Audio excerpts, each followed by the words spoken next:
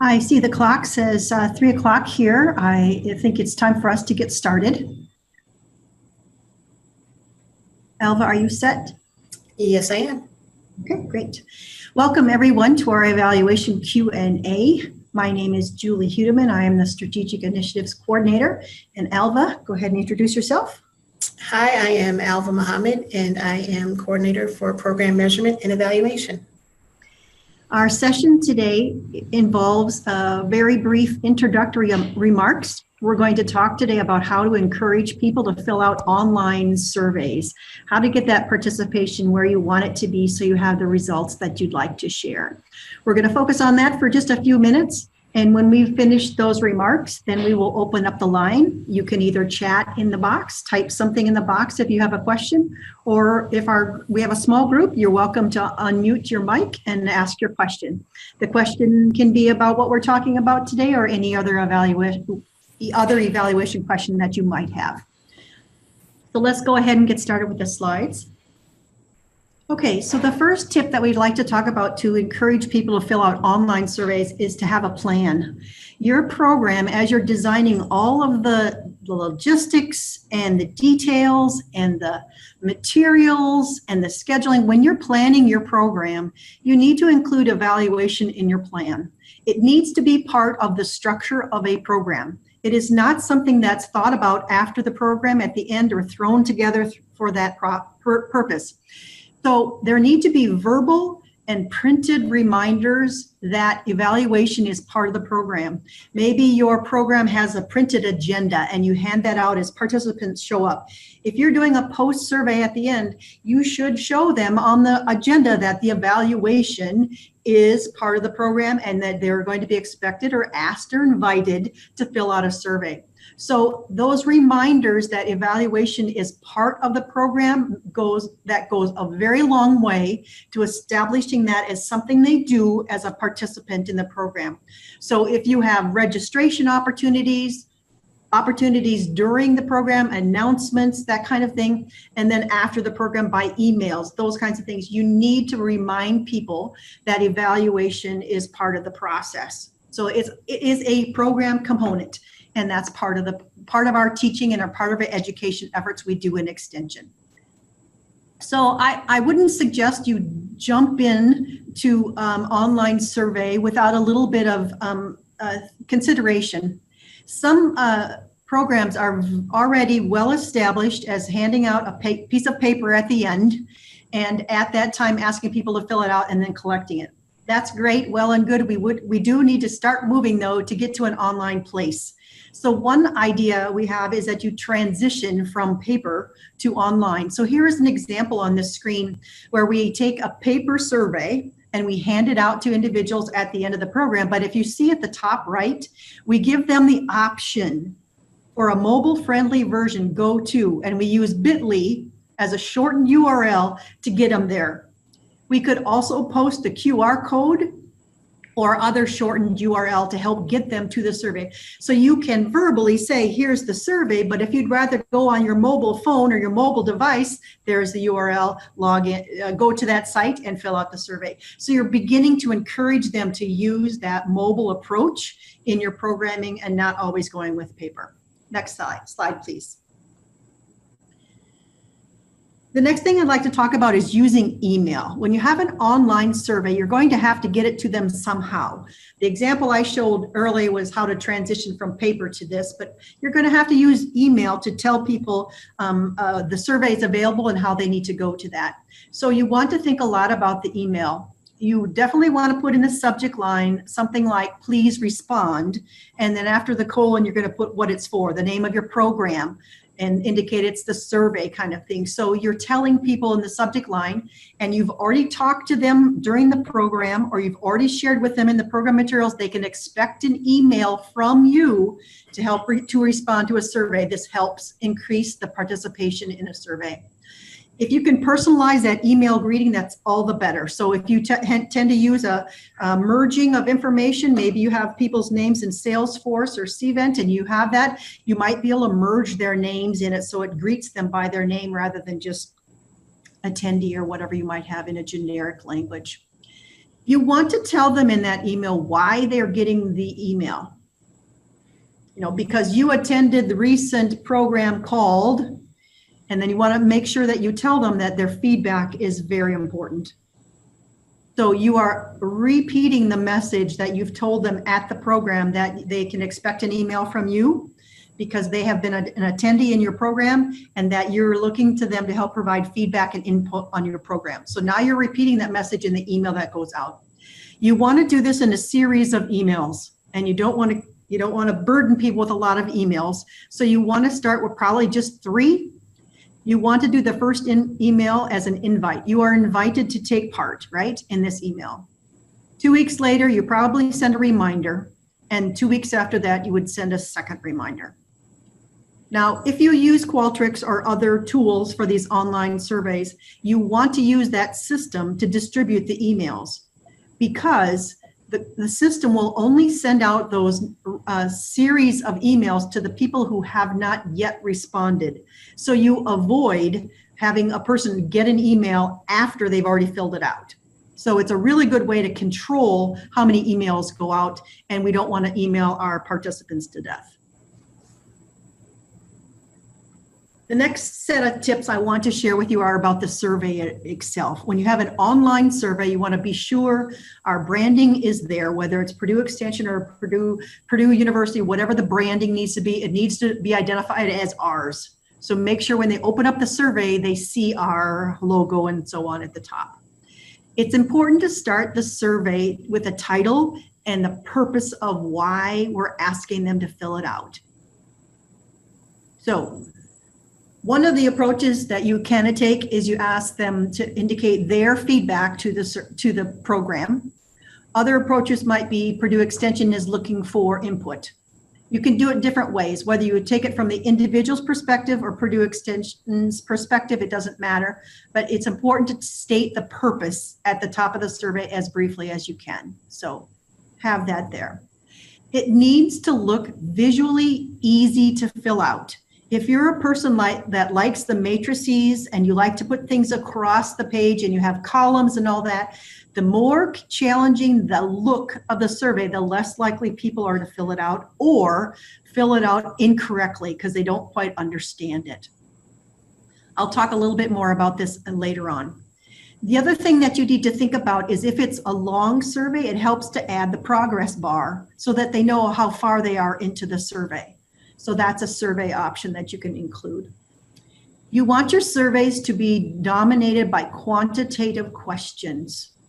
You really want to limit the qualitative responses. If you're thinking about doing this on your mobile phone, think about how much you're willing to type with your thumbs, right? You don't want to type a whole lot of information. But it is good to have qualitative because that gives you a little more information about the questions that you're asking. But just don't overdo it qualitative. People just don't want to type very much. You want to use the branching logic that's part of the online survey. So if there are questions that only pertain to certain participants in your group, they should be the only ones that see those questions. So if you ask people to answer something yes or no, and you have them answer yes, you need a little bit more information from them, and there might be a follow-up question to that. So the branching would say, if they answered yes, show them this question. So the people who said no don't see it. It doesn't add a burden to the survey itself. Also, you want to consider using the back button. This is another survey option that lets people scroll back to the earlier questions. Sometimes you get into a survey and you're not quite sure what's going on until you figure it out into a couple of screens. You might want to have the option of going back. If that isn't turned on, then people get a little bit confused if they can't go back. So another thing in overall is as you're looking at it visually and what the questions look like, if you're encouraging them to use their mobile device, you want to think about how things look on the screen. If you are in the system and designing your survey, you want to look at the preview a lot to see how the preview looks on a screen and how the preview of the survey looks on a mobile phone. The more complicated the response is horizontally, the more challenging it is to fill it out on a phone. We are used to scrolling on our phones. So if you're just asking people to respond to answers, you probably want to go vertically with your responses and not so much horizontally, especially if you have 5 or more responses. That's a lot of responses to look across, squeeze onto the screen of a mobile phone. So think more vertically in your mobile application. And then you need to tell them when they're done, and you want to thank them that they participated and that they completed the survey for you, and you want to recognize them for doing that. Then there's the option to redirect the survey when they submit it to your website if that's appropriate. If you want them to go back to your website and see what's the latest information on the website, that's an awesome thing to do.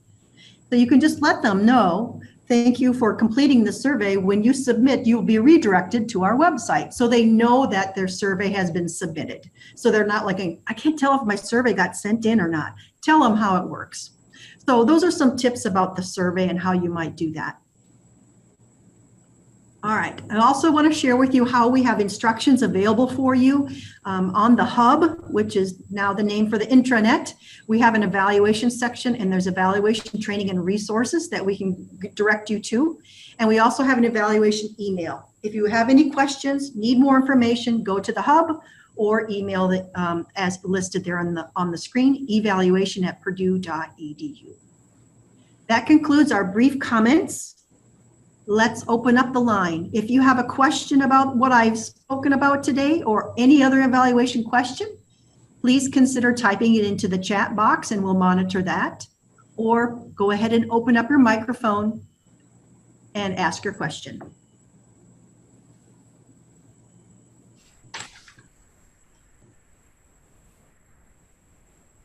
Can you hear me? This is Chuck Baldwin. Yes. Hi, Chuck. Hi. Would it be possible to leave that last screen back up there for those of us who would like that URL for the extension hub? Sure. Sure, I can put it up in just one moment.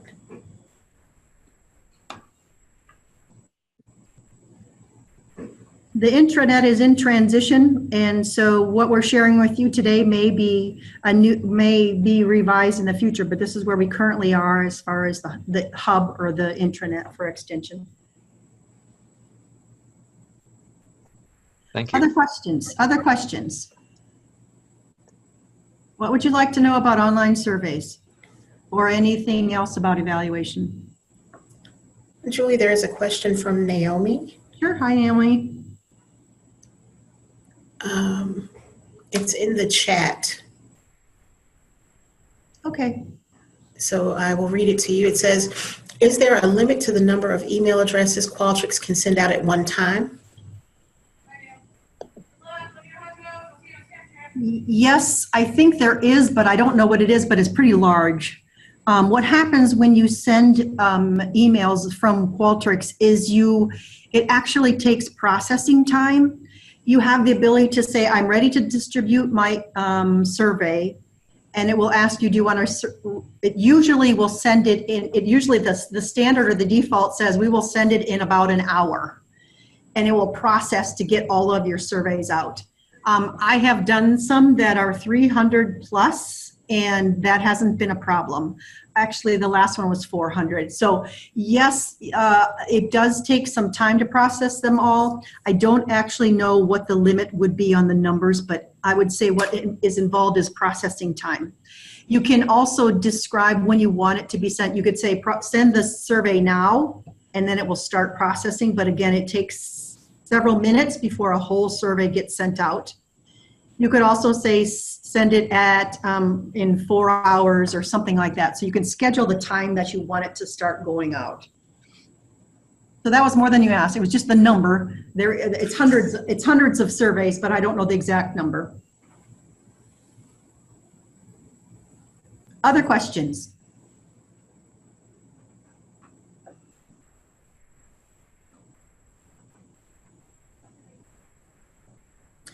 Okay, I have another one on chat. When we use Qualtrics to distribute surveys, is it likely to go to a spam or junk folder? We have this issue with CRMs. I guess my answer was, I guess it's always possible. What we typically do when we use Qualtrics is we indicate that the survey is coming from a person. So for example, for the Indiana Small Farm Conference, we had a survey that went out. I was administering all of that, but it was coming from one of the team members in Extension. So I had Andrew Westfall's name at purdue.edu was where the email was coming from, and it's more likely than it should go through. So you can indicate who is sending the email, and I think that's how you would get away from it ending up in the spam folder.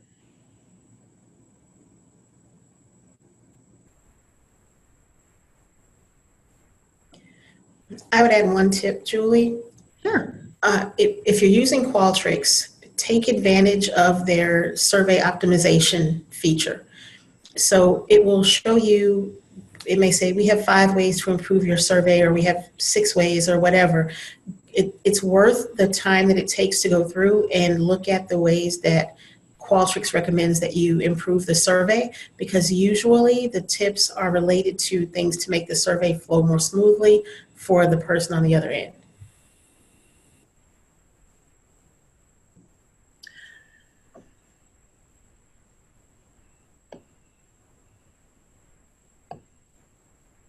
Any other questions?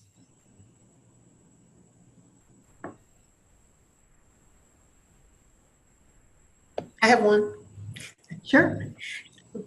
Do you recommend when people are writing the questions for their surveys, I know we like to use yes, no, or numbers rather than open-ended where people have to type, but do you recommend people putting 7 or 8 options in a question, or breaking those questions down into a series of smaller questions with fewer options?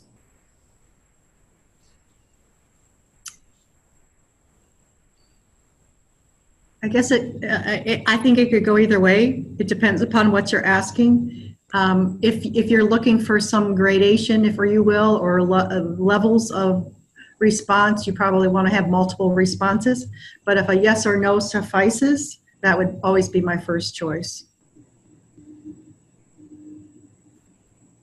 Thank you.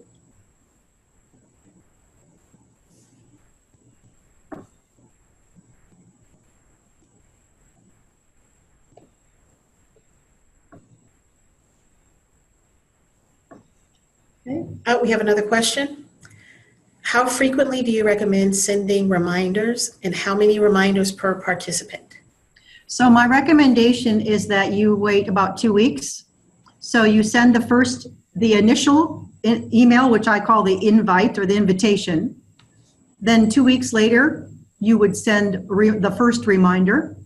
And then 2 weeks after that, you would send your second and final reminder. Often on those emails, I avoid giving them a deadline until I get to the last reminder, the second reminder. And at that point, I would tell those stragglers who haven't responded yet, if you will, I will tell them the survey will be closing on such and such a date. And then when that date hits, the next day I turn it off and we're done. So you shouldn't have to poke them more than 3 times or wait 4 weeks or so to get this back.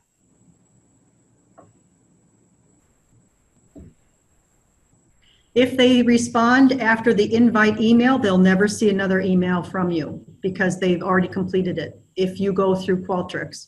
If they haven't responded and they get the first reminder, they could respond then and they won't get the second reminder. So the idea is as few emails to the individuals as you can.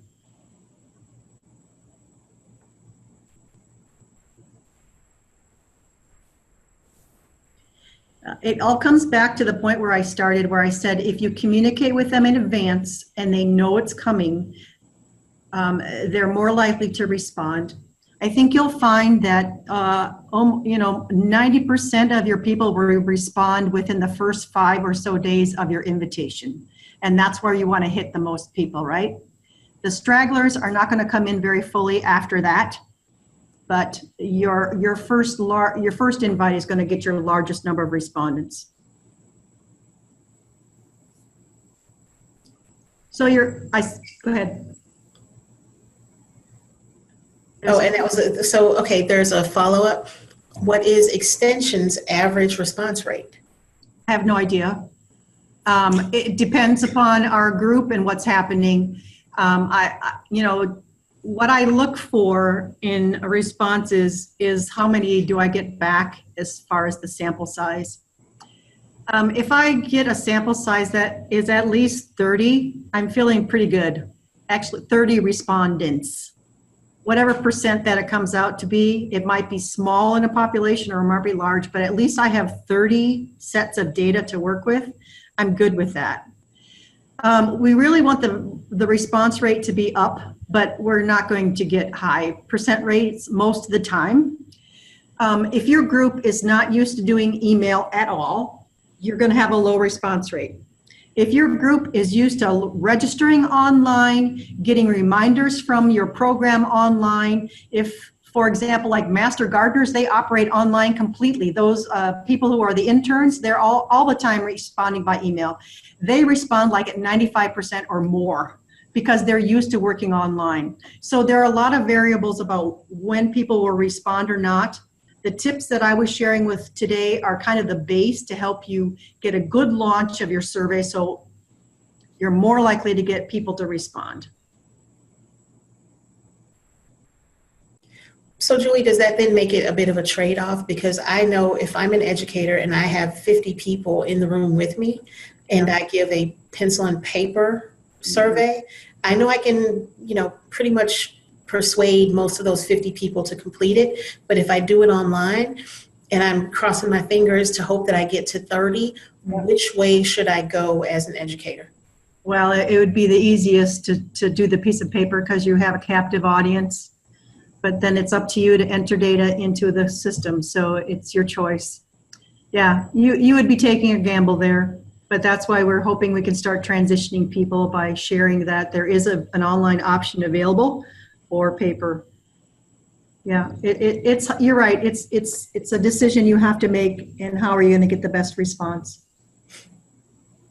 So again, as we encourage people to register using CVent, Right. and to do more and more of our communications online, Right. start to move people over toward online surveys. Absolutely, that's correct.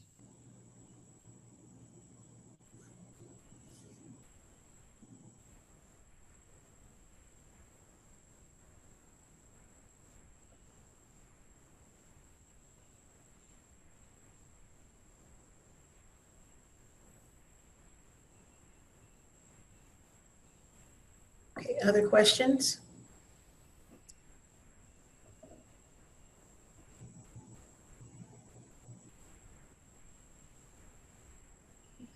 I'm not seeing any other questions, so I want to thank you for your time today. We have recorded this so that we can post this back there on the website under evaluation training and resources. So you can go back to this recording in the future if you would like that. Thanks for your time today and good luck with your projects. Thanks, everybody.